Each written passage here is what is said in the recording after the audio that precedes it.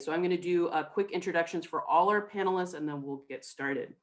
And so starting with Melisha Jessie Taylor, a former alumni of Fullerton from '03. She is a transdisciplinary vocal artist whose work can be found in opera, jazz, experimental installations, African diasporic ritual, yoga and dance music. Her TEDx talk entitled, "What Do You See?" is part of her developing autoethnography, transcending performance, exploring Black liberatory praxis and vocal arts. Melisha's current projects include an original composition to accompany Time magazine feature painter Charlie Palmer in the art exhibit, The Power of Be. Prior projects include Remembrance as Resistance, Preserving Black Narratives, a sonic ritual collaboration with public artist Charmaine Minifield and Guerrilla Art Opera, a video project featured by Brick Arts, New York and San Diego Museum of Us. Melisha is currently featured in LA Opera's Modulation, Fear is Their Alibi, an electroacoustic opera on police brutality written for soprano, bassoon, and electronics. She's been a guest lecturer at Harvard University, Scripps College, Cal Poly Pomona, and currently teaches at Clark Atlanta University and CSU San Marcos. Our second panelist, Jacob Wendt, is a Los Angeles-based multi-instrumentalist and music educator who received his BM in jazz studies and a certificate of ethnomusicology from UC Irvine before starting graduate work at CSU Fullerton in fall 2020. He has headlined major venues across Northern and Southern California, including Yoshi's, Fillmore Jazz Festival, Catalina's, Blue Whale, and has directed the Long Beach Jazz Jam since 2013. Jacob is committed to music education, having worked at El Camino College, the Jazz Angels, and within his own private studio. Our third panelist, William Osborne. Drummer, pianist, singer, and songwriter, William Billy Osborne grew up in a musical family where his talents were nurtured by his father, Clarence Legs Osborne, a jazz trumpeter who played with the big bands including Lionel Hampton, Count Basie, and Duke Ellington, and his older brother, Clarence Clay Osborne Jr., a jazz singer and pianist whose group, the J. Clay Trio, was well known on the New England scene, a true musical family. In 1974, his brother Jeffrey's band Love Men joined Billy in LA, where they combined forces to become LTD, with Billy on keyboards, Jeffrey on drums, and the two sharing lead vocals. By 1976, they were at the top of the Billboard charts with Love Ballad, which was #1 for R&B and number 20 on the Hot 100. And after moving Jeffrey out front, LTD mined gold and platinum for the next 4 years with a string of hits, including 2 more #1 singles, Back in Love Again and Holding On. In 1980, Billy moved into production and helped launch Jeffrey's solo career.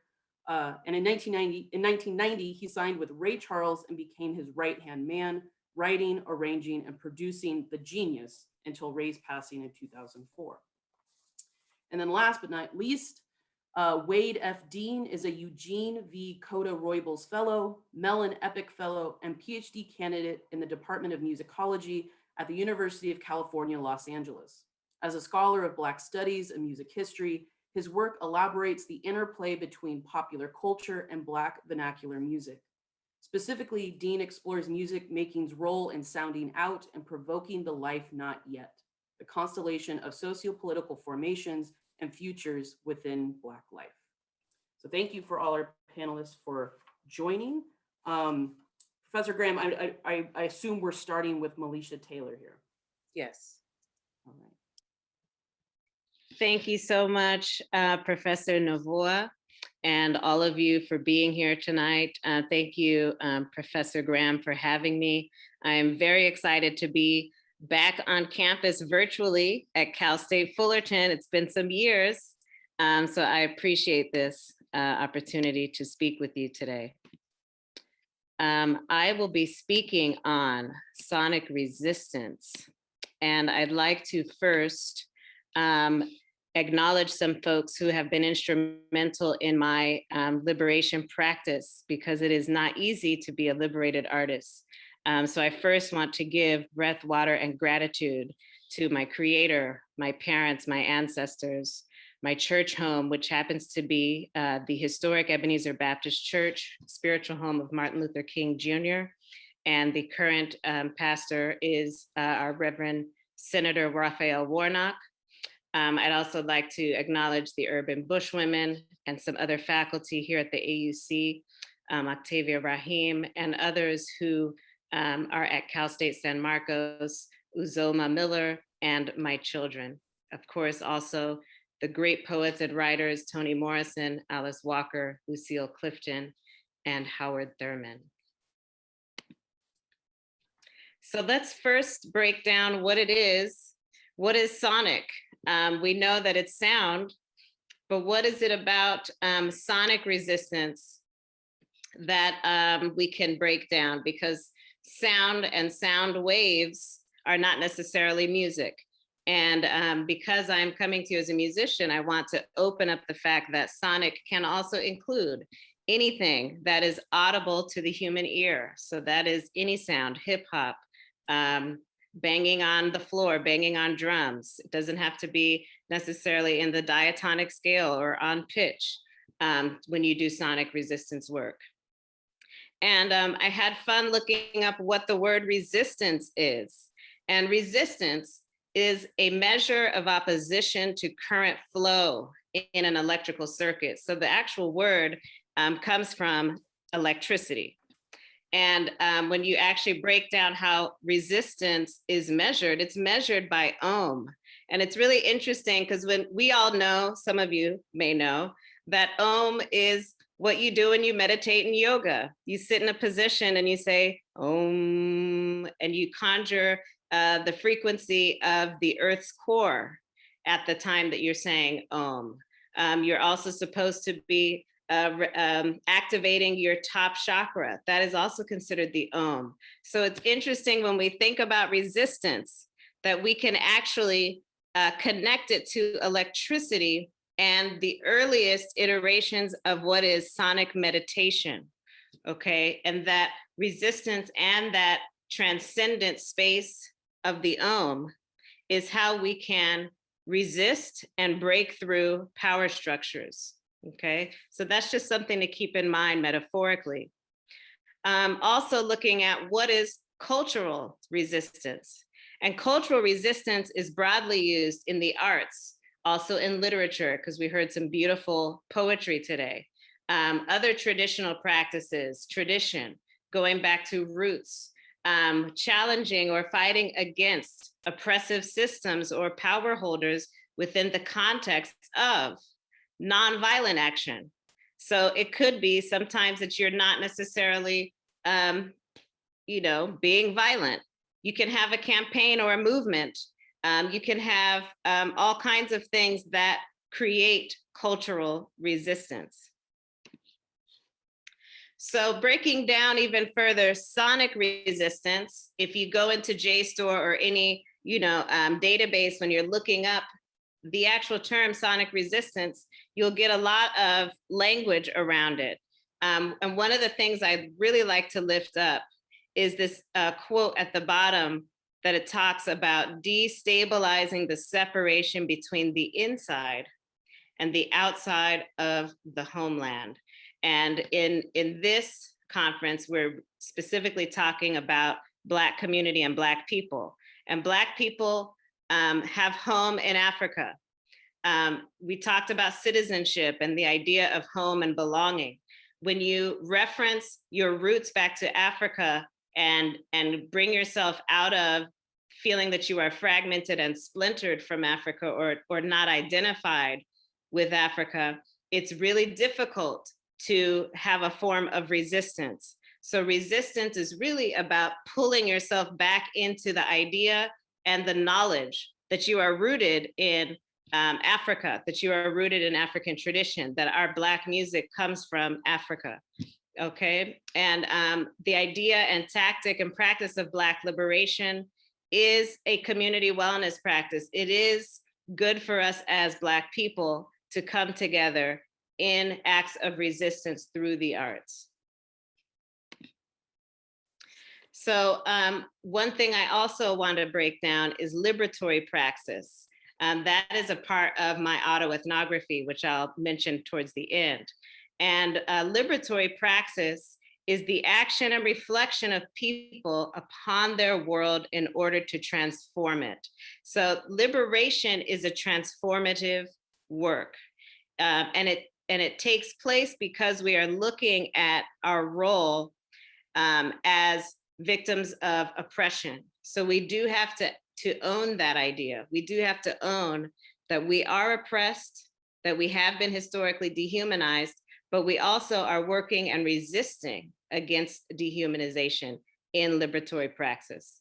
One example is the way in which music resists economic imperialism and commercial exploitation. So when you look at free jazz, when you look at Max Roach, when you look at Abbey Lincoln, when you look at Sun Ra and some of the great free Black jazz musicians, they were all about improvisation as composition and using what we know in Kwanzaa, self-determination, using your own spontaneous intellectual capacity in music making and calling that the work.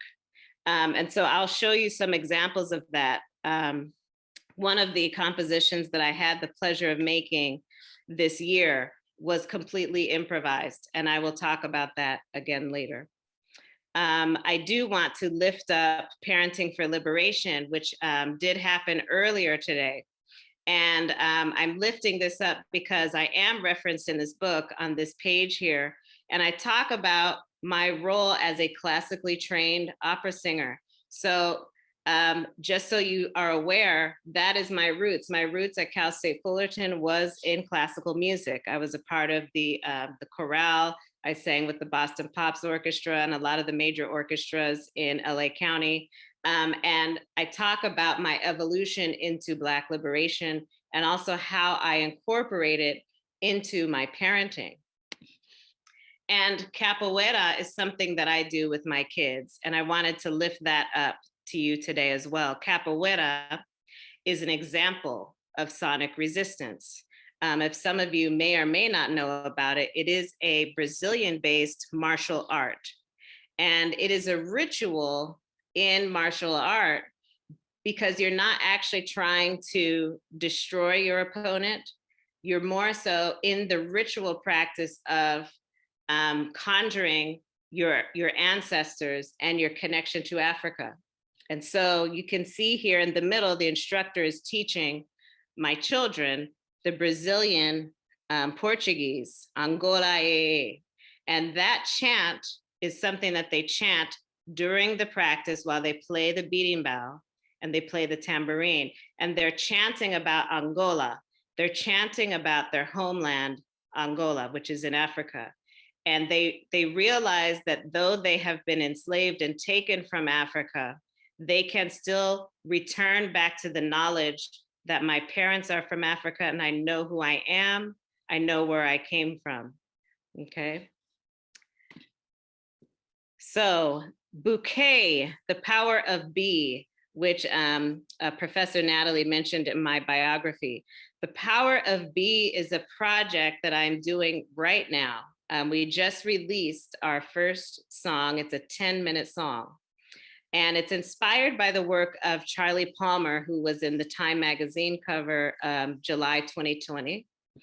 And he paints pictures of the Black experience from Africa all the way into Afrofuturism. And the album that we made together, or the song we made together, I did it in 2 takes. The first take was 1 take, unrehearsed, unplanned, no structure, nobody rehearsing me and telling me where to come in and where to stop. I sent it to the engineer. He put it into the score. The second take was just me harmonizing with myself.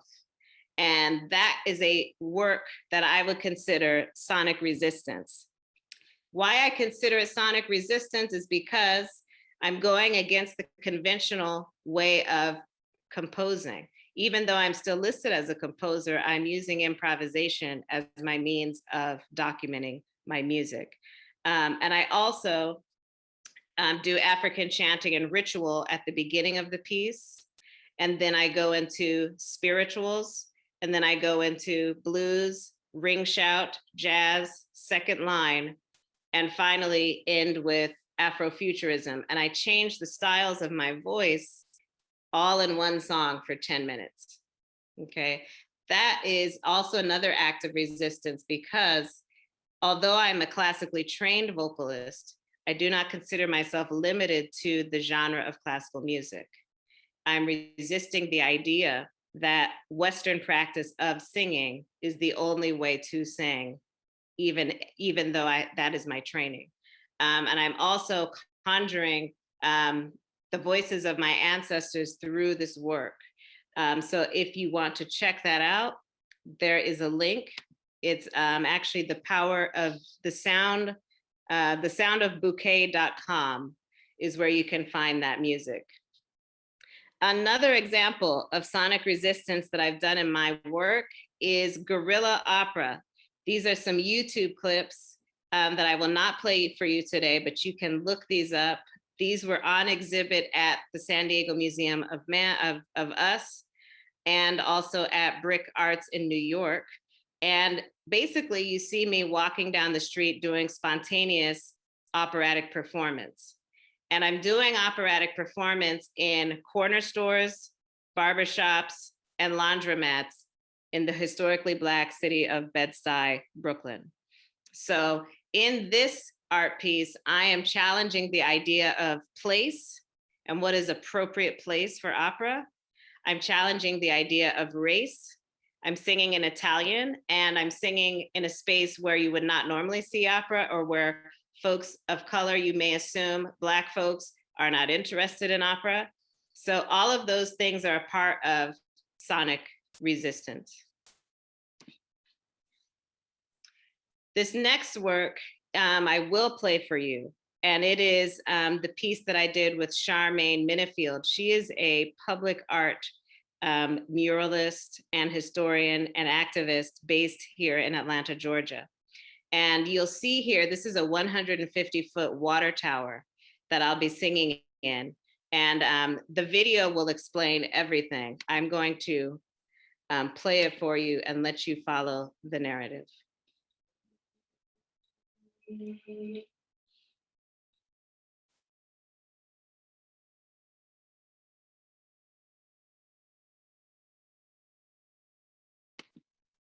A little bit about myself. I am an opera singer, but I like to experiment. So today I'm going to be using a voice.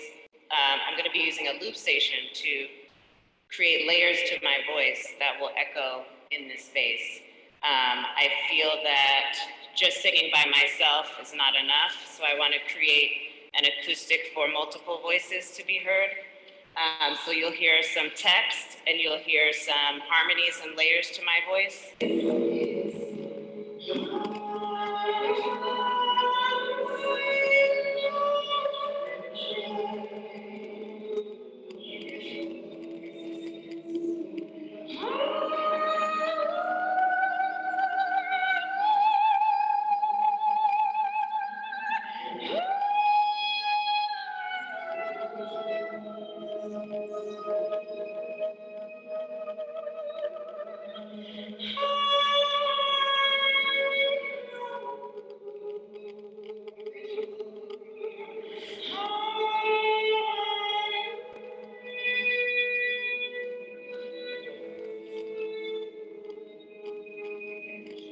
The Studioplex actually housed the cotton. It stored the cotton in the South. This is the water tower that was the sprinkler system, if you will, for the cotton. And all of this is, 150 years old, basically. So we're standing inside of the water tower that held water that protected cotton in the Southeast, basically. And then on the other side of the railroad tracks is the cotton loss, where the cotton came in by rail and was processed. It became ultimately the home of the working class and then a growing middle class, and specifically African Americans. So that's what this project is, yeah. And so we're in the water tower. We are in the water tower.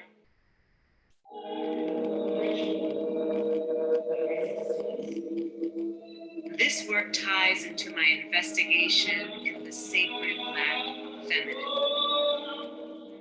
a realm laced with my personal story, journey, and experiences as a Black woman and free.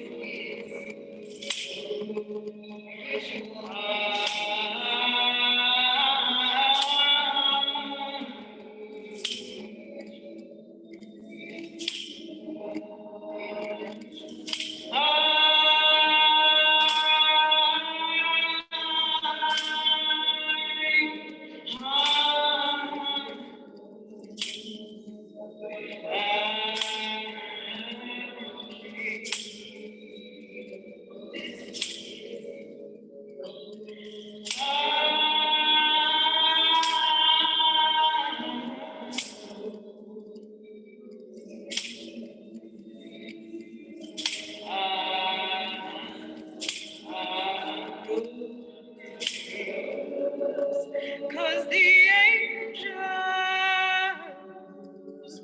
cause the angels,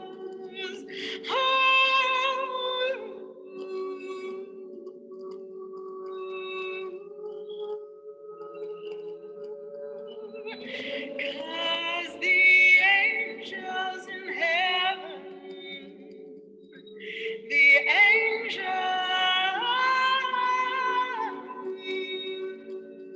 I realized that this work would call me to transcend performance. I was not going into the tower to perform or merely to be an opera singer. I was going in to commune with our ancestors, to sing their spirits alive on that land, to resist gentrification through an artistic expression of ancestral memory and conjuring.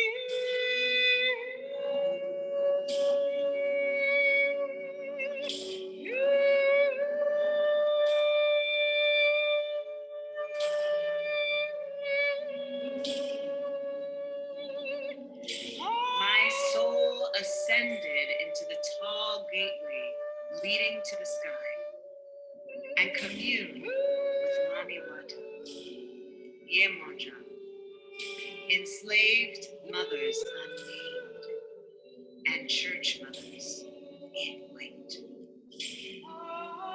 I surprised myself. I left myself.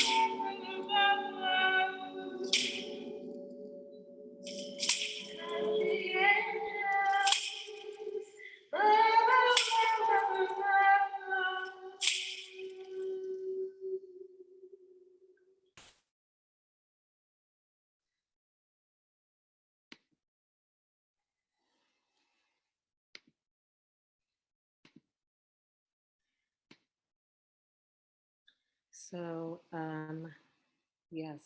So that project was a public art project, and we evolved from this ritual into the next slide that I'll share with you. The project itself, that was in the tower inside, was empty and had not been painted yet. And so Charmaine Minifield painted the work. And once she painted the work, we went back in and made a second video.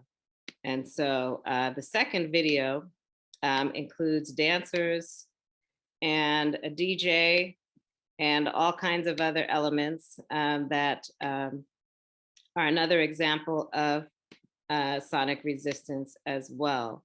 So here, I have a EP of Afro house music.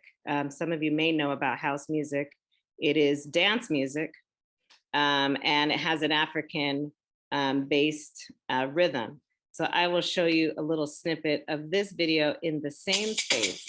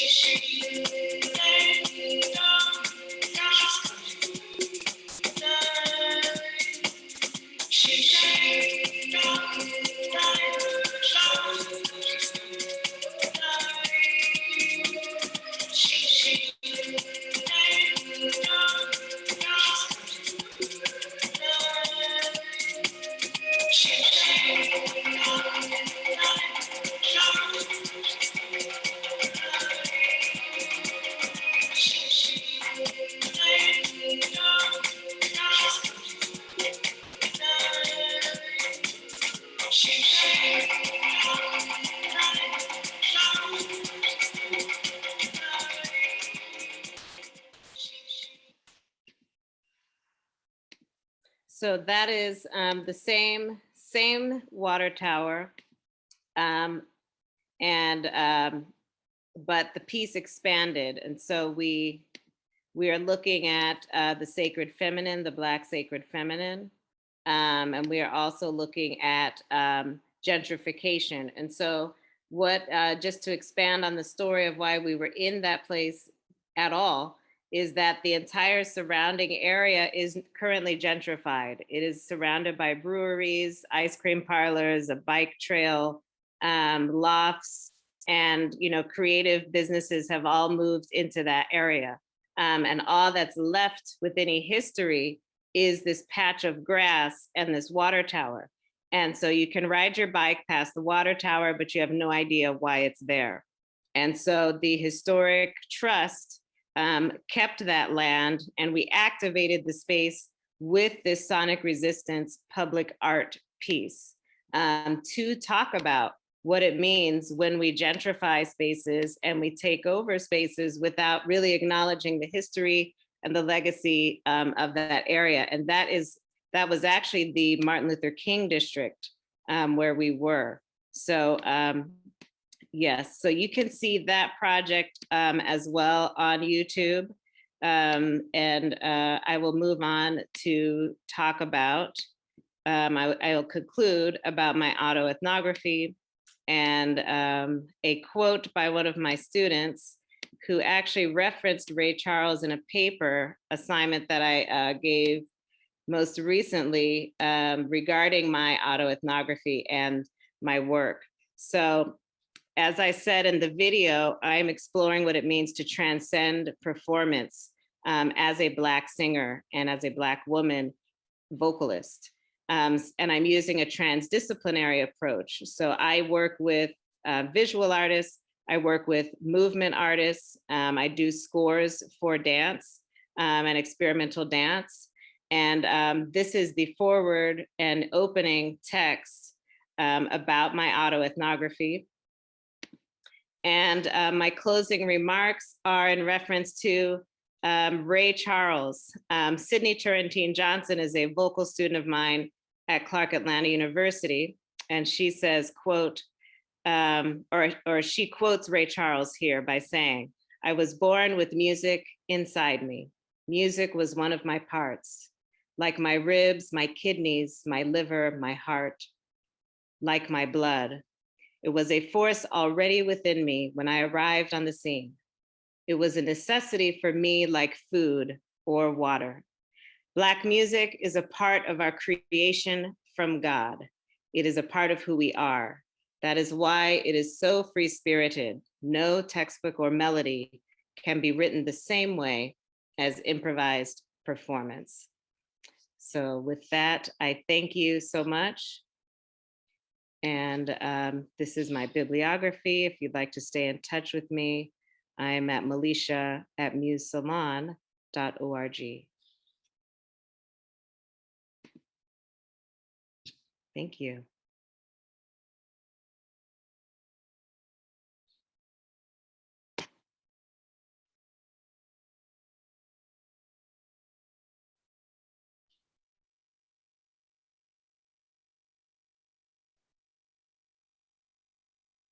I think you're mute, Natalie. Can you hear me now? Yes. Yes. Okay. Sorry about that. Thank you so much, Melisha. That was wonderful. And we'll just keep moving down the panel line. So Jacob, went you are next. All right. So yeah, I'm in the jazz studies program at Cal State Fullerton, and part of this thesis research I've been working on is Ray Charles, and really glad to put this conversation together first. And I wanted to do a quick little PowerPoint, just kind of some background info about Ray Charles. Let's see.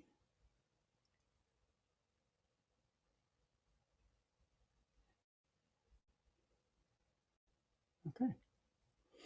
I mean, I've always loved Ray's music, and I'm actually studying and working with Paul Krybeck, who is the drum teacher here at Fullerton, who worked with Ray for a number of years as well, and that just really kind of initiated for me really heavily getting into the music and the history, and I've been interviewing a bunch of different musicians and alumni from the group, and yeah, so that's where that started. But I just want to do a quick overview here. I might go through some of this stuff a little quickly, but I'm going to put all my notes in this PowerPoint and everything. I'll make sure I get that to Dr. Graham, and I could try to forward it to anyone in case I go too fast. I had a little bit too much coffee. Ray Charles Robinson was born September 23rd, 1930 in Albany, Georgia, but soon moved to Greenville, Florida, where he spent most of his youth growing up in a poor rural area. Charles was exposed to music through two main sources: the local radio stations, which played mostly country and Western music, and through a man named Wiley Pittman, who was a pianist and the owner of the Red Wing Cafe. By spending time in the cafe, Ray listened to the jazz, blues, and boogie-woogie records that played on the jukebox, and he took informal lessons on the piano with Pittman. And Ray's greatest influences around this time were the boogie-woogie greats like Meade Lux Lewis, Pete Johnson, James P. Johnson, and Albert Ammons. And by 1937, when he was about 7 years old, Ray had become blind and left town to study at the Florida School for the Deaf and Blind in St. Augustine, Florida. And he started taking formal piano instruction, mostly classical repertoire, and would continue playing jazz and blues piano only when visiting Greenville during the summer breaks. His musical interests continued to expand further, including jazz pianists like Art Tatum, Earl Father Hines, Teddy Wilson, but his two biggest influences, and the two artists that he modeled his own sound and future career after, were Nat King Cole and Charles Brown. And eventually he settled in Florida, and then moved to Seattle, Washington around 1948 and formed a new group called the McSun Trio. This is his childhood home, still there today. And the McSun Trio, the sound was very much swinging, bluesy, heavily modeled after the Nat King Cole Trio. And it was around this time that he dropped his last name and decided to only use his first and middle name, Ray Charles. By 1950, he moved to LA and toured with a blues singer named Lowell Fulson, both as the pianist and a musical director, where he further honed his arranging skills. And the previous pianist in the group was Lloyd Glenn, who also had a great musical influence on Charles as well. And Ray adopted his blues approach to playing piano. And something really important to note here is that the music business would go through a number of changes during the early part of Charles's career. And it's really important to note, just historically speaking, until the late 40s, almost any recordings made by African Americans were marketed together in this one category called race music and sold on 78 RPM discs called race records. And you can see here at the very bottom of this Billboard list here, Confession Blues by the Maxon Trio. I mean, this category was applied to anything. It was a collection of swing, jazz, blues, gospel, novelty, comedy recordings. Music, like everything else in society, was still heavily segregated at this time. And these products were marked almost exclusively to African American listeners. And there were very few white-owned record stores that were carrying these discs. And thus, the biggest names in race music were relatively unknown to most of white America. As these recordings were practically unavailable to anyone living outside of a Black community. Artists like Big Joe Turner, Roy Brown, Wynonie Harris, Louis Jordan would all find a lot of success in this market. And this style would later be called rhythm and blues and quickly took over the charts. And around this time, there were a lot of white artists that started to copy the sound and put out records in a similar style, which eventually would be more known as rock and roll. Artists like Elvis Presley, Jerry Lee Lewis, and Bill Haley, who are all covering popular R&B hits of the time. My research mostly focuses around the period of time where Ray joined Atlantic Records, 1952. He had early hits like The Mess Around, I Got a Woman. I Got a Woman was a huge hit, and the first piece that really blended together the sound of rhythm and blues and gospel. And it was pretty controversial at the time. Many listeners claimed it was blasphemous and anti-religious, mixing sacred and secular music together for commercial profit. But at the same time, people loved it. I have a YouTube playlist, actually. I'm only going to play one track, but I have a YouTube playlist that I made with tons of recordings that I just want to drop into the chat so that everyone could, on their own, take a listen. How do I get back to my chat? Sorry. Chat. Yep. And one particular track to really listen to on there is a song called It Must Be Jesus by the Southern Tones, and then listen to Ray's version of I Got a Woman, and you'll hear immediately where the sound is coming from. Play. 1959 was a really big year in music for any genre of music. And around this time, Ray started traveling gig to gig with a new lightweight portable instrument called the Wurlitzer electric piano.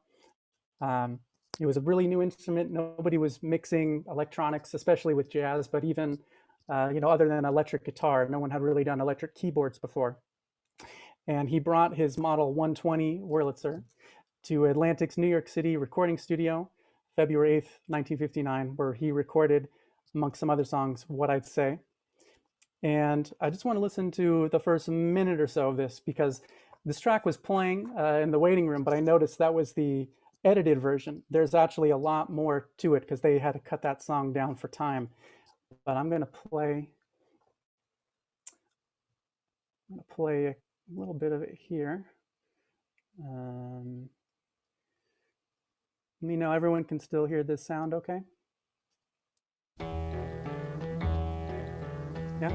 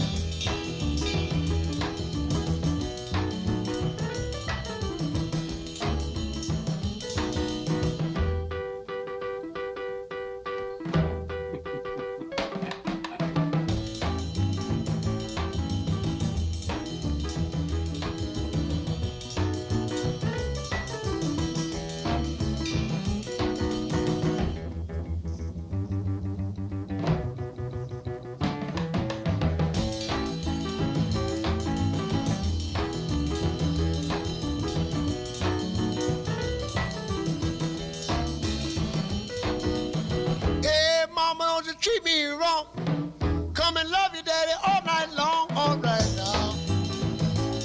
Hey, hey. All right.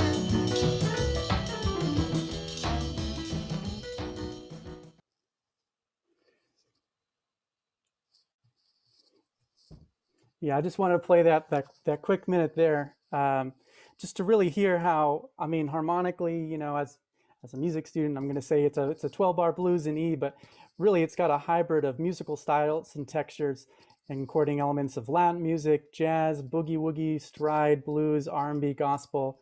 It's everything is in the song, and especially in this longer intro version where with all those piano fills and solos, you can really hear Ray's influence of Pete Johnson, Albert Ammons, all the boogie woogie stride piano breaks. And for the rest of that tune, we'll get more into that in the conversation, but just to hear that opening bit. This is a photo here of what the Wurlitzer would have looked like. And again, it's, you know, for that time, it was a very strange new instrument. But Ray really embraced it, and I believe that's the first ever recording of a Wurlitzer electric piano. There might be some Sun Ra recordings, but at least in a commercial setting, that's the first time that it was really used. And that song specifically, what I'd say was at the top of the charts. It was being re-recorded and replicated by countless artists.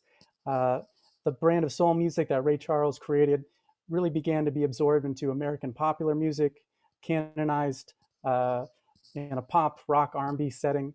And it really became the new sound of popular music in the US and abroad, and inspired and influenced countless artists in the 60s, 70s, and 80s onwards too, but especially around this early period.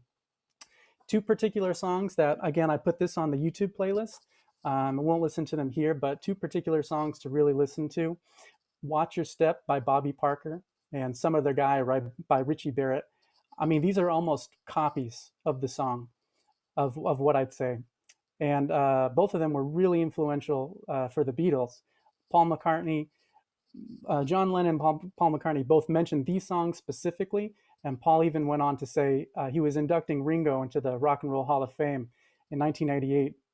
And he said that when they all played together for the first time, the first song that they played was What I'd Say, and it was the beginning of the Beatles. Ringo would even take the same groove that the drummer Milt Turner used, and they played that on I Feel Fine, the Beatles song.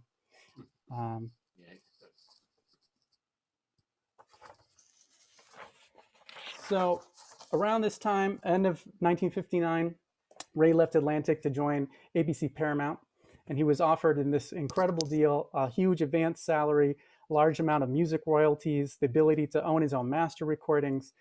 This was a really new thing that Ray kind of pioneered as not just a performer or composer, but as a business executive, ownership of the music. You know, he opened his RPM studios for rehearsing and recording. He put out records under his own label, Tangerine Records, all under the umbrella of Ray Charles Enterprises. And again, to think that 15, 20 years before, he was playing acoustic stride piano and he had blues charts on the race records, to now being a world traveling musician, owning his own royalties, owning his own label and studio. It's a huge transition. From about 1962 onwards, Ray pretty much only recorded and performed with the Ray Charles Orchestra, his own big band. Huge hits from this era, songs like Hit the Road Jack, Georgia on My Mind, America the Beautiful, Can't Stop Loving You, songs that stayed with him throughout his entire career. And he was just truly a pioneer in both music and music business.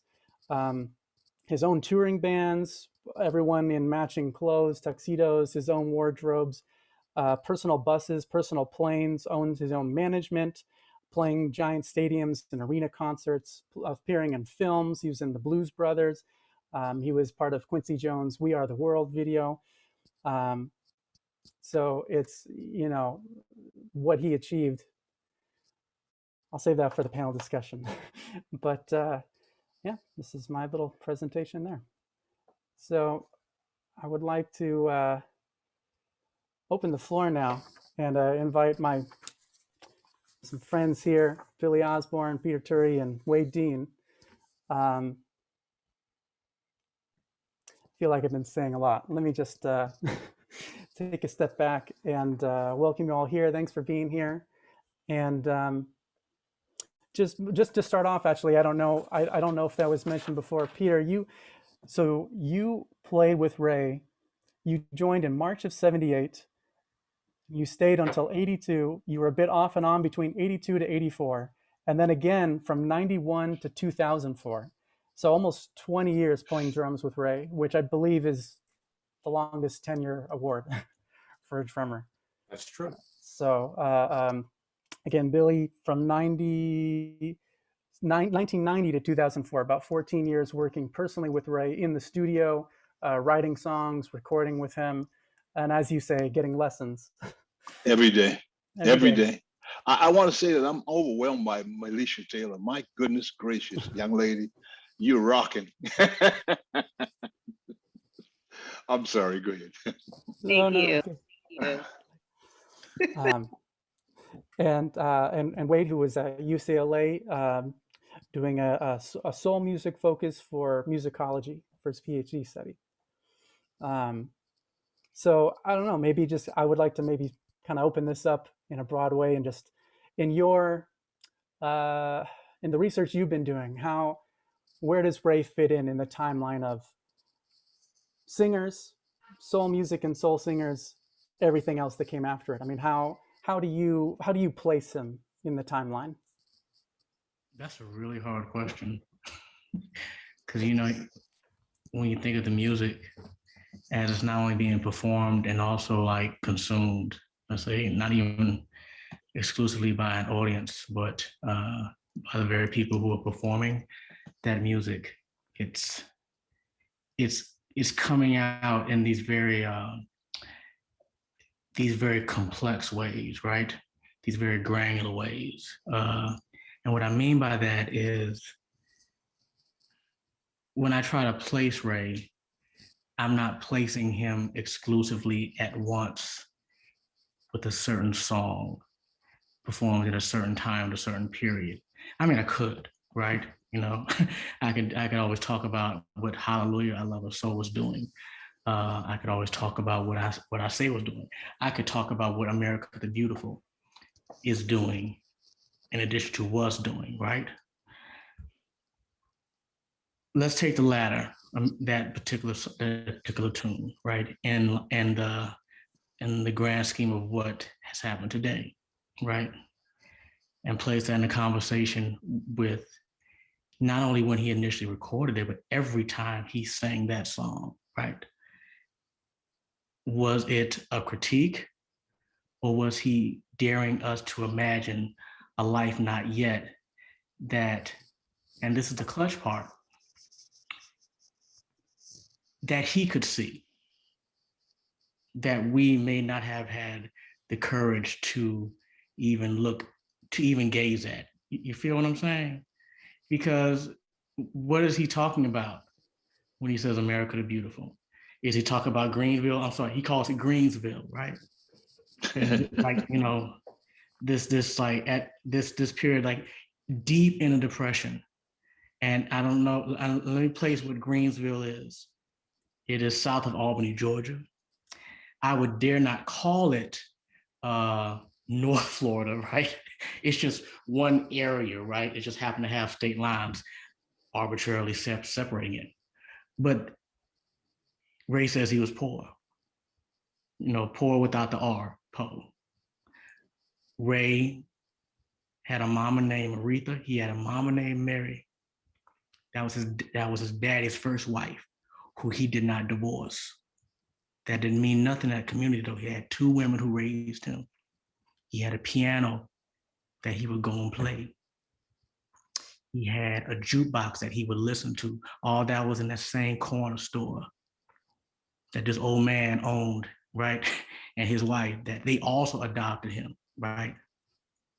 That was that beautiful America. And as Melisha talks about, this resistance, we can talk about in contradistinction and an absolute refusal of the abject poverty and white supremacy that America was suffused within. Yet Ray was able to name and amplify that particular space. The last thing that he saw, right? And called that America, which is beautiful. And so when you ask it, where do I place Ray's music? You know, Ray says that, you know, not only is that music like molecular, you know, and forgive me, I tell my students I curse a lot. We have a curse jar. Normally it's so full at the end of the semester that we end up going to get something to eat. You know, but Ray said that, you know, this music, this shit, it's not something that I turn off. This thing is genetic, it's molecular. I breathe it, right? It's something what Melisha was talking about. But moreover, when you're hearing that music, you are hearing home. What was home for him, and he will always say it, was Greensville. So when I have to like ask, where do I place Ray? Where do I see Ray? I gotta see Ray where Ray saw himself. The last time he was able to see himself, right? Let alone hear, right? And yes, of course, audiation is a whole different level of perception. We know that. But the idea that I could see the things that I am trying to announce via my music to this world, what America could be. That's when I talk about the life not yet, right? That's what he's been trying. If we take that particular song, that's where I place Ray, if that makes sense. Wow. Wow. It's amazing what you just said, man, because when I listen to what you say about what he saw, it gives me the essence of Ray because it's about what he felt. So when you hear Ray, you're not hearing what he saw, you're hearing what he went through, but you're hearing how he felt it, man. And that's what it's all about. And that's what he'd always say to me. He'd say, no, no, no, no, no, no, no, no, baby, no, no, no. It might be a little out of tune, but boy, that feels good. So let's just leave that alone. I mean, that's where he came from. It was all about feeling. And I'm sure Peter, on the gig with him all them years, knows exactly what I'm talking about. You know, oh yeah, he used to say there's no such thing as wrong notes, there's only wrong players, you know. and I know that for me coming up with him, because I joined him when I was 20, and it, you know, I've been playing professionally for a couple of years and playing the drums for a while, and certainly exposed to a lot of music since I was a very young age, as the youngest in a musical family. But that was really baptism by fire, going out with him. And in one sense, all the stuff I had studied and practiced and learned beforehand really prepared me for just that moment. But it still took me a long time, not only to lock into him, but to realize how really profound he was just as a musician. Wow. You know, you want to talk about what America is in terms of, it's like a big pot of gumbo. You know, when you throw everything in that pot and you put it on a slow cook, and you come back at the end of the day and it tastes delicious. And Jacob, you mentioned a lot of it. Ray Charles was like a human encyclopedia of music, both historically and stylistically. There was virtually nothing the guy couldn't play, and not just play, but play authentically. And that was the thing that I really learned was, it doesn't really matter what you're doing, but whatever you're doing, be real about it and be true to that particular thing that he's trying to achieve. And as much as anything else, I learned that from him. You certainly apply that to life as well as music, you know. Yeah, he would say, Peter, he would say, you know, Billy, there's only two kinds of music, baby. I say, what's that, Mr. C? He say, good and bad. and that's really where I can remember a time being in the studio with this great singer, man. And she was singing, man. And I'm sitting next to Mr. C, and I'm Mr. Big Time, you know, here I am. And so I'd reached over to the button, the talk back button. I said, hey, you know, that's a little bit out of tune what you're singing. And he slapped me on my leg and he said, hey, Billy. And the word between us was the F word. He said, shut the F up. Can't you feel that music, man? He said, This is about feeling. I see you laughing, Alicia, because you're classically trained, and I know you know exactly what I'm talking about. What feels good and what's real. Come on, and that was his thing, and he was so brilliant. I would bring a song in, and he'd listen to the song. He'd say, "Ah, can I just change this two notes in that chord?" And of course, what I'm gonna say, "Yes, sir, Mr. C, you can change it." And the whole song would just open wide up, man, just for his knowledge of where he wanted these things to change, you know. And he always gave me freedom to do what I wanted to do, but he would always add a little bit that it needed because he had this knowledge. And excuse my language, but he could play his ass off. I mean, there's nothing, as Peter said, there's nothing he couldn't play. I mean, he could sit down and bebop with the best of them, baby. I mean, all day long. He could, and on alto sax too. Yeah, he could play the alto sax. He could do that also. But man, the man was brilliant. I mean, I go back when I'm 12 years old. Ray's 12 years older than I am. So when I'm 12 years old, I'm in the kitchen singing What I Say, as you're talking about. I'm singing I Got a Woman in all these songs. So that's why I love listening to Alicia, because I relate to music totally different. I'm self-taught musician, you know, and I learned from what I heard and what I did.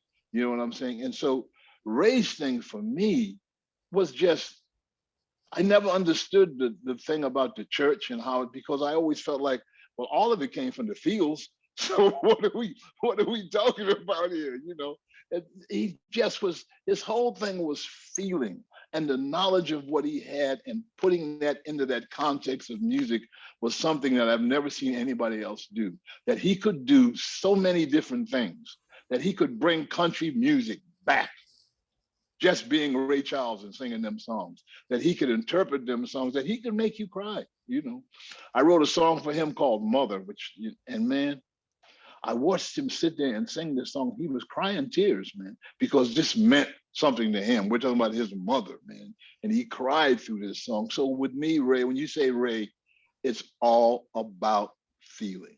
That's, to me, that's it. I mean, I know there's a lot more that goes with that, and I'm sure Brother Wade can say a lot about it, and I'm sure Peter can too. But Peter would come right back to what I'm saying. It's all about feeling, and I would never want to be the drummer. I would never want to be the drummer in that band, man. Believe me. It was a challenge, but it was a good challenge every night. I wanna riff off you, Brother Osborne, when you talk about feeling, right? And also you, Brother Teray, because it's something that you both are talking about. One, that Ray could play anything, right? And Ray had this feeling. And one of the things, you know, I think we've all have, like, you know, in some way or another announced our musician bona fides. And that's, you know, I'm a saxophonist. One of the things how we are all trained is you gotta eat. Yes, sir. You gotta get your coin. That means you gotta be playing the gig. You gotta be the first person that is called for the gig, right? We like to call it being professional. Ray learned how to literally sing like Nat King Cole, because at that point, Nat King Cole was, we'll use as the vernacular we have all grown up with, Nat King Cole was the shit back then. He invented jazz, the jazz piano trio. Ray knew he had to eat in Los Angeles. And so if I need to, like, if everybody wants to hear Nat King Cole, I'm going to literally contort my body in a way that, and learn how to sound like him, learn how to literally voice harmony in the way that he does, right? To replicate that. And we could talk about Charles Brown, all these things. He learned the tradition so he can replicate that. So he is what we call first call. Yes. However, I believe the brilliance, as we like to call, as we like to romanticize it, emerged when he, as I said earlier, went back home. That's what Hallelujah, I Love Her So, right? That's what I Got a Girl Way Across Town. Literally saying, and he says in his autobiography, right, with David Ritz, I didn't have to hold my body in a way to produce Nat King Cole. I could be me, I could be free. And, you know, Miles would always say this, and I'm talking about Miles Davis here. it takes forever to sound like yourself, because any musician will tell you, any creative will tell you, be they painter, a writer, sculptor, that shit is hard and it's frustrating and it's long nights and you hate yourself and you're mad at yourself. And then you discover that one thing out of nowhere, right? How did I know there was brilliance in a whole note? Right? It's like, you know what I'm saying? It's like, it's something that, but you try all these complicated things and you arrive and there's freedom. I think if we can chart and sit with and honor that trajectory that Ray went through, because let's keep it real. Before Ray got on, that man was struggling, right? Ooh. And we've all been there. We all been on them tour buses, right? And we've all had to like wash them clothes at that laundromat, right? While asking our homie, can I borrow this next quarter because I can't make the $2 to actually run the dryer, right? Ray, he charted that course, and in charting that course and saying, I got to make my bread, I got to eat. That means I got to learn this tradition, right? In order to go back home. And this is my argument. That is how we can, that materializes the brilliance, right? It takes it out of that whole myth. And the way that, you know, a lot of times our geniuses, we can romanticize them. It actually lets us sit and honor with that labor that they go through. You know what I mean? That we go through, right? Yeah, yeah. And it actually allows us, it gives us a space to also honor our emergent brilliance, you know, as is always flowering. Yeah, you're absolutely right. And I referenced that by being, Ray was always my man because he could do everything, you know, and I've always been told, and which I never agreed with, you sound like Ray Charles. I said, no. So I asked him one day, I said, Mystique, why do people say I sound like you? You know I don't sound like you. And he gave me the biggest compliment of my life. He said, it ain't that you sound like me, baby. You feel like me, and nobody don't get that. And that's, here we go again. We're going back to feeling, which is what I referenced listening to Melisha. My goodness gracious, lady. You see, Black people bring a feeling to something that people can't bring. It's when I heard Aretha do that thing on the Grammys that night and sing that thing that Pavarotti was supposed to sing, it was so much feeling till I fell out my chair. I'm like, oh my God, what is going on here? So it comes back to, you know, when I was young, I was a bebop drummer. And one year I actually tied with the great Edward Blackwell for the new up and coming jazz drummer of the year, man. And we talking about Edward Blackwell. Come on, Peter, I'm going right to you now. We talking about Edward Blackwell. We're talking about a feeling, baby. We're talking about a New Orleans feeling that comes from there, okay? And then there's the reality of this. Mr. C, they call you the genius. Yeah, baby. They call me the genius, but they ain't gonna pay me like Frank Sinatra. All this real stuff, you know what I mean? I mean, hey, come on, it is what it is, man. He was a genius. He was a genius in more ways than one. He was a good psychologist. He was good for all of that, man. He was, and the musicianship, as I keep saying, was beyond anything that I've ever seen, man. He was just ridiculous, man. And as I said before, and I want Peter to expound on this, I would, in being a drummer, I wouldn't want to play with that man because he played so slow. You had to count. I don't know how you count. You can't count 4 when you're playing. No, you got to be counting 6. Oh, you got to subdivide it, but then you get in trouble because he's bending around the time so much. You know, you're trying to divide triplets, and who knows what he's coming with. But all I know is that he gets to 1, and it's where 1 is. Yeah, you know, right. And I'm like, it's almost like you can't listen to him. But then once you do, it's like, oh, okay, I hear it. But Dizzy Gillespie famously joked that he was doing a show with Ray, an all-star show at Ray with Ray at Montreux Jazz Festival, and they were in rehearsal, and Ray counts off a ballad, you know, and goes, 1. And then Dizzy went and got a cup of coffee, you know, and then he came back in, and Ray was going, 2. You know, you literally had time for coffee between downbeats. And the amazing thing with that, as well as any other song he played, was as much as you could feel him by what he was playing on his instrument, the visual aspect was something that was really underrated because people don't think of that with him. Right. But yeah. he used to tell me, say, if you can't hear me, just watch me because I'm moving to my music.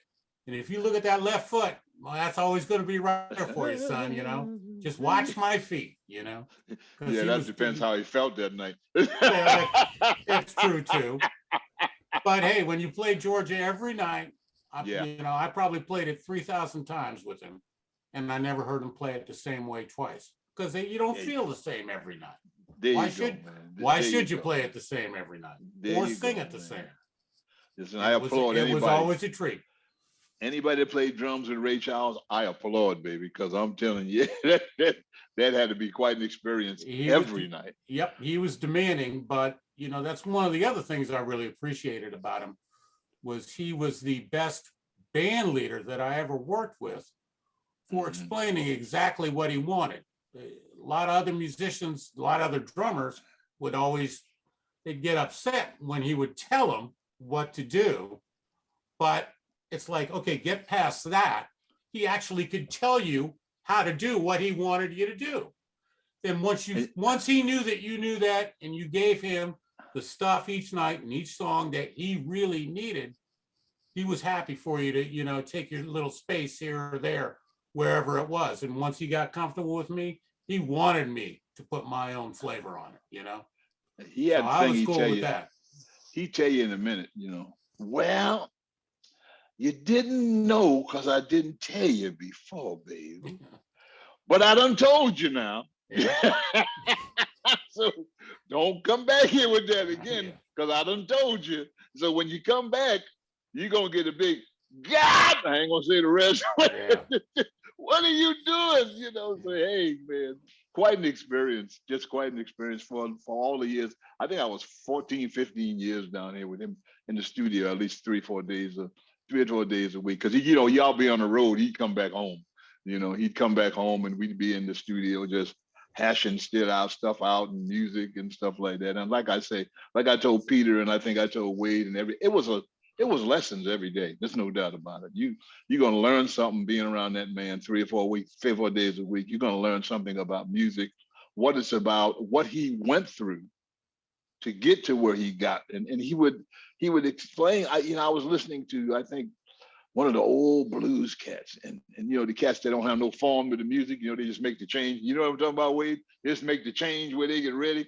I said, you know, I said, Mr. C, I used to sit next to Ornette Coleman every night. You know, I was playing with Jimmy Jufrey and all these avant-garde cats, man. I said, but I'm sorry, man, these cats, man, they're different. He said, you ain't never gonna like that, Billy. He said, because they didn't have no map. They just changed chords when they got ready. There wasn't no form. It didn't make no difference. They just did it like they wanted to do it, man.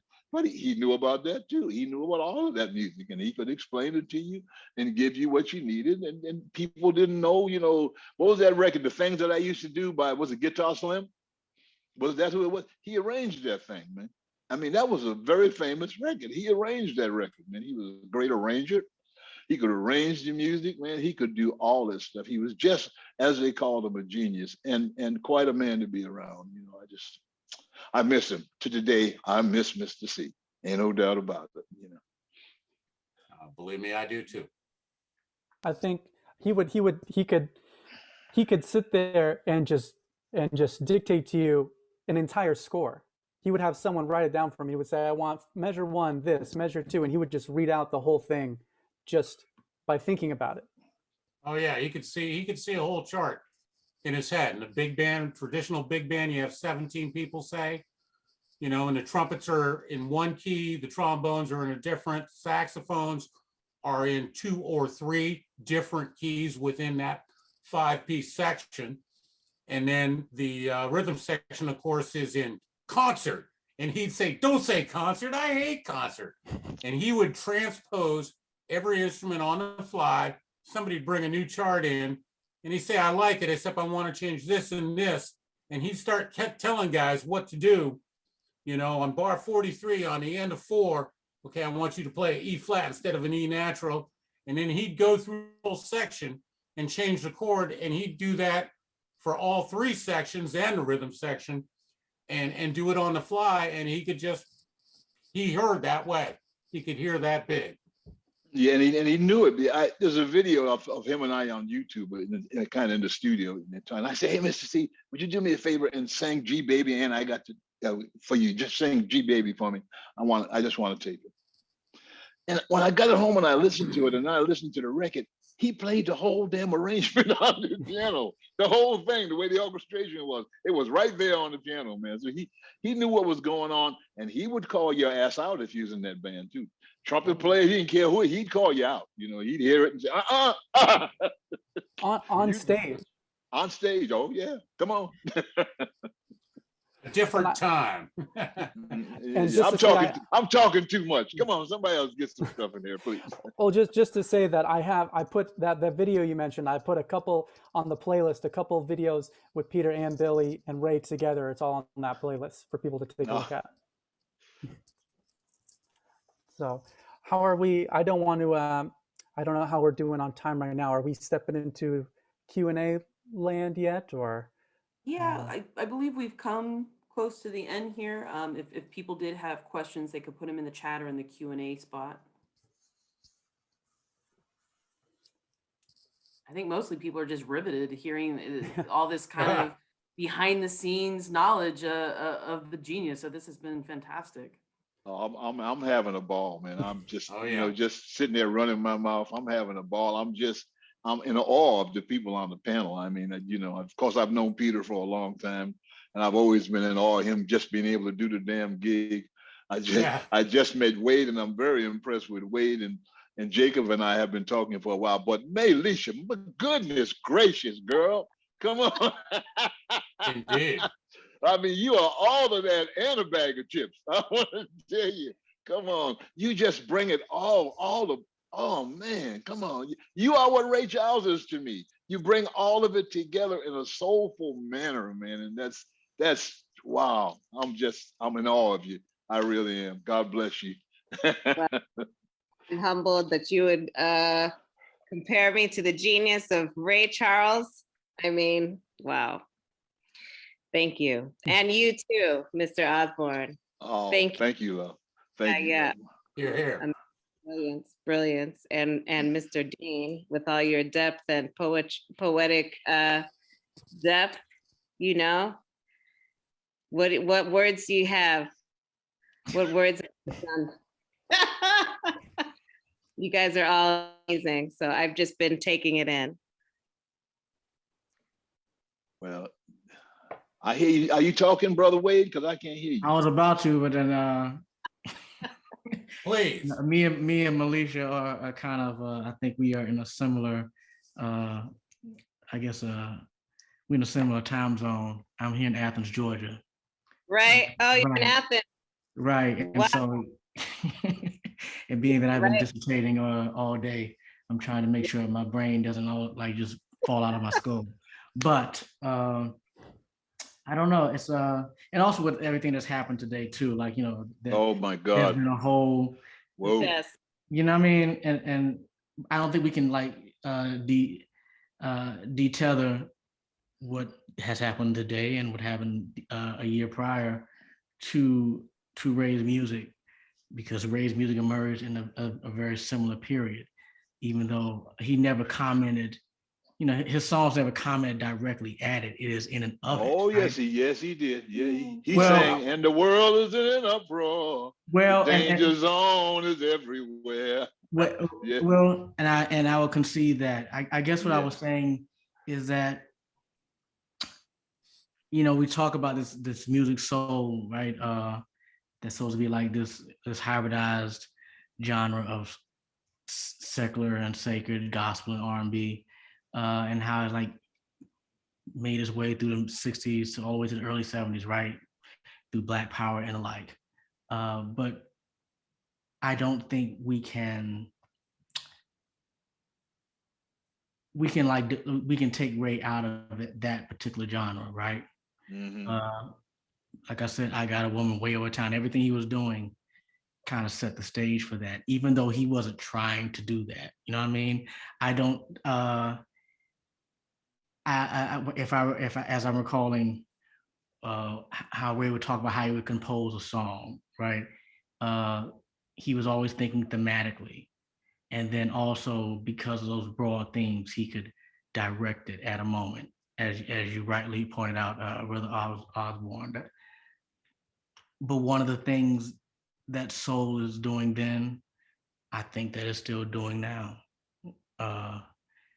Because we hear it in hip hop still, right? I mean, I dare you to put on a Kendrick Lamar tune, play Beyonce, play Solange, it's all there. You know, do something as mundane as just play Ray Charles' song, and I will. In the spirit of Sonic Resistance, Militia, I think you would appreciate this being here in Athens. If people are not familiar with this particular town, is where the University of Georgia is. It is, though at once the most progressive county here in Georgia, it is also the home of Brian Kemp, and we know about him and like actually, and he still lives here. But one of the things in the spirit of Sonic Resistance that I did today, I mean, not only did I play like a whole bunch of Ray Charles, but I just played music that was unapologetically Black in my car, very loud, with the stereo turned all the way up as I drove around town, because there's not a lot of people that look like me in this town. And I didn't care if there was going to be discomfort or like maybe you should turn the bass down. I just wanted to let people know that I am still here. And I think artists like Ray was one of the markers of their geniuses, is that he was good at not only reminding the world that he is still here, that his afterlife is still resonating, but us the language by which we can announce the same. Yes, sir. Well said. Well said, Brother Wade. Well said, man. Yeah. On that note, I think I need to turn it over to Dr. Graham here for a final message of some kind, final thoughts. Sure, let me just unpin and unmute. Now this was an amazing opportunity. I'm so grateful to be able to listen, to be able to sit in with you. And throughout the day, I mean, I felt like I appreciated so much, even the points that Alicia was making to specifically reach back to some of the earlier panels. But even without those specific reach backs, I kept hearing similar, like, themes and ideas that were important. This idea of power and independence and genius, like that is a strong word. And I think that often we don't use it enough, actually, to talk about our musical icons and the work that they do. And I think when we're talking about Ray Charles, when we're talking about Kendrick Lamar, when we're talking about genius artists who are creating these, new innovative music that hasn't existed before, that's a beautiful thing. So I appreciate this panel. I appreciate all of you being willing to share your time with us, especially those who, you might have started the day and the sun was up at the first panel, and now the sun has long gone down. And so I really appreciate that. I did want to end. We started this event with a poem, and I wanted to end with a poem as well, because we spent this day, we've gone on a journey together, and I wanted to end with this poem called "Dinosaurs in the Hood." Right. And so this poem is by a great poet called Danez Smith. And I think that so much of this poem actually encapsulates what we're trying to do with IBII, what we mean when we say Black intellectual innovation, the sort of ideas we want to create, the world we want to see, the new possibility we want to imagine. I think so much of what happened for me and a lot of us last summer is like there was this awful cycle of trauma, right? And then there was this uprising, there was this possibility, there was this movement. And then there was also this wondering, well, we've seen movements before, Or maybe it's just this moment. Maybe we can't imagine a future, a possibility of something brand new and special. And so I feel like today really does mark a shift for me and a lot of people about thinking about possibility and what can be new. And also just not having to be mired in trauma as the way we think about creating and possibility. And so I'm going to play this this reading by Danez Smith. There's a parental advisory explicit lyric warning. So there's your warning. And so I'm going to play that to close this out. Let's make a movie called Dinosaurs in the Hood. Jurassic Park meets Friday meets The Pursuit of Happiness. There should be a scene where a little black boy is on the bus playing with a toy dinosaur, then looks out the window and sees the T-Rex because there has to be a T-Rex. Duh, it's a dinosaur movie. What did you think? Don't let Tarantino direct this. In his version, the boy plays with a gun. The metaphor being black boys toy with their own lives, the spitting image of his father, the foreshadow to his end, fuck that. The kid is playing with a plastic triceratops or brontosaurus, and this is his proof of magic or God or Santa. Dinosaur Santa. I want a scene where a cop car gets pooped on by a pterodactyl.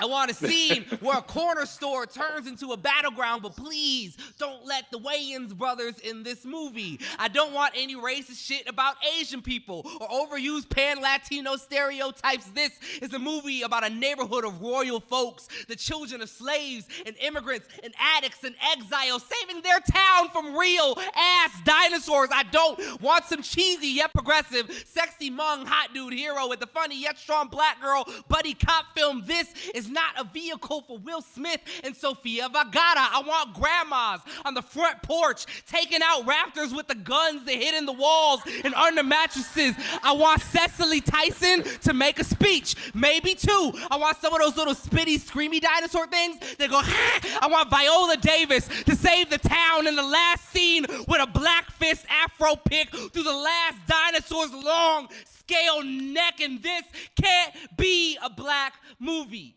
This movie can't be dismissed because of its cast or its audience. This movie can't be a metaphor for black people and extinction. This movie can't be about race. This movie can't cause black people pain or be about black pain. This movie can't be about a long history of having a long history with hurt. This movie can't be about race. Nobody can say nigga in this movie who can't say it to my face in public. No chicken jokes in this movie. No bullet holes in the heroes, and nobody kills the black boy, and nobody kills the black boy, and nobody kills the black boy for once. Nobody kills the black boy besides. The only reason I want to make this is for the first scene anyway. The little boy on the bus playing with his toy dinosaur, his eyes wide and endless, his dreams possible and pulsing, and right there.